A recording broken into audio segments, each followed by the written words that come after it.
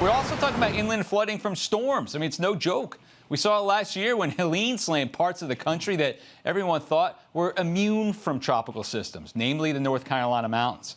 Joining me again today on a Wednesday, Mike Boylan, storm chaser and blogger behind Mike's weather page. Mike, always great to see you, man. You and your millions of followers, and there's a reason why they follow you, man. You know your stuff, and you're interesting to talk to when you talk about Florida weather. And we are talking about the inland flooding concerns that we have with any major storm at this point, Mike. Yeah, it's always overlooked, I think, as far as an impact. You know, we get so wrapped up, it seems like, in the categories and the wind speeds, and it ends up being sometimes the bigger story, the flooding, you know, and the number one thing I hear is like, we thought the storm was over, and then all of a sudden the water comes, you know, either surge after the storm passes or even the rainfall.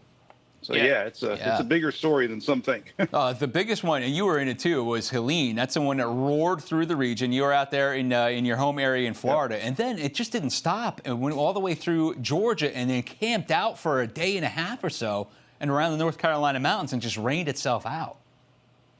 Yeah, that's a surge video there. That's a weather stem camera we have in one of our parks. You know, when the storm passed our area, which we're Tampa Bay area, most of the folks thought because the storm was to our north, it was over. And that's when the tail end of the storm rotated us counterclockwise, you know, surge in, and everybody's like, oh my God, like, you know, 100 miles off our coast, how did this happen? And that surge there went 3 or 4 blocks inland and flooded literally almost 1,000 homes in our little city here. You know, it's powerful. Yeah, that was that one. And Milton came up right behind it, and we thought, you know, similar situation, right? You were in Milton as well. Yeah, Milton was a lot of flooding from, I think the ground was saturated, and we had so many water rescues that were, you know, inland 10 to 20, 30 miles. We had an apartment complex here at home that, you know, I interviewed a lot of the folks, and they had to escape to the second floor the next morning because the rains just didn't stop. And it's like these rains end up, you know, going to the lowest surface, and sometimes it might be, you know, 10, 20, 30 miles inland. Yeah, that's the most amazing part. And the thing that strikes us too, Mike, is the fact that it doesn't even have to be a tropical type storm system. That December one in 2023, that got you guys a lot of flooding out there too. Yeah, you know, we've learned that in our area, especially when we get a low pressure system that spins at that perfect angle, it's just going to push those waters right up into the bay. And some of this footage there, you can see there's Christmas decorations on the light poles, right? I mean, and we had the same situation. Hundreds of homes were flooded. I talked to folks the next morning in Indian Rocks, Madeira Beach area, and they had water lines on their concrete homes, you know, 2, 3, 4 foot. And they're like, oh my God, this is just a normal frontal line. So, you know, we're seeing that a lot more. It seems like with these, you know, tides, and these events that just come out of nowhere like that. I mean, I was like the only one down there covering it, but I was matching models and low pressures and winds. I'm like, you know, we might have a problem here. And we did. Yeah, absolutely. And I remember being in college when that storm from 1993 came up. There was a huge mega nor'easter for the Northeast, but the flooding that happened across Florida was just like a storm surge coming in. Yeah, same situation. It seems like, you know, when a storm treks off that northeast and that tail whips around, you know, there's a lot to that. And it's taught us one thing, that we definitely don't want to focus on that eye, because anything that goes to our north into the Big Bend area, we're still susceptible to some serious, you know, damage. That's exactly where you're going to get slammed if it goes that way. Yeah, no question. And then we had 93L that just went by a couple weeks ago. I mean, that wasn't even classified as a tropical depression, and yet, what, almost 10 inches of rain near you up to the north.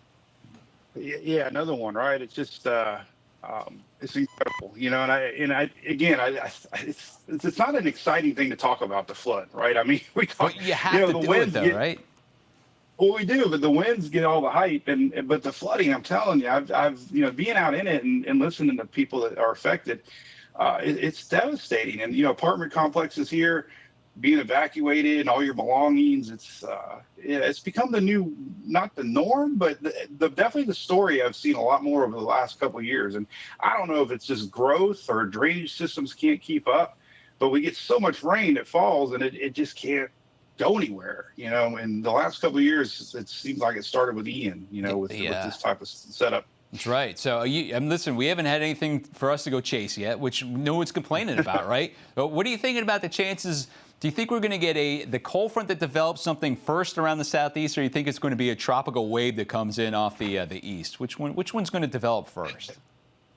Well, I've learned over the years, it seems like where we're focused on, it ends up being somewhere else, and Yeah.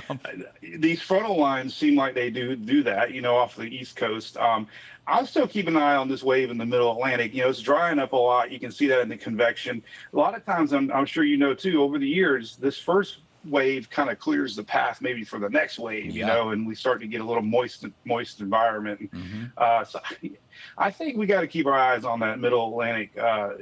This next system is being picked up a little bit more on the models, and it always seems like we focus on that first one, it fizzles out, but then the one behind it, And again, the comment I hear every one of my posts, oh, the season's a bust. I can't believe it's so slow. And I hate to be the Debbie Downer, but we are above average for this time of year. So we just have to take it with stride and be ready. And at the end of the year, if it's slow, we'll say, yeah, it was a bust season. But I don't see that happening. Well, we're all praying that it is a bust season because nobody wants to go through that. But you're absolutely right, though. You get one tropical wave coming, it's like a left jab, left jab, left jab, and all of a sudden the humidity is up there and there's no shear. Boom, the uppercut comes because that's a tropical wave that does form, and that's usually towards the end of August. So, Mike, man, it's always a pleasure.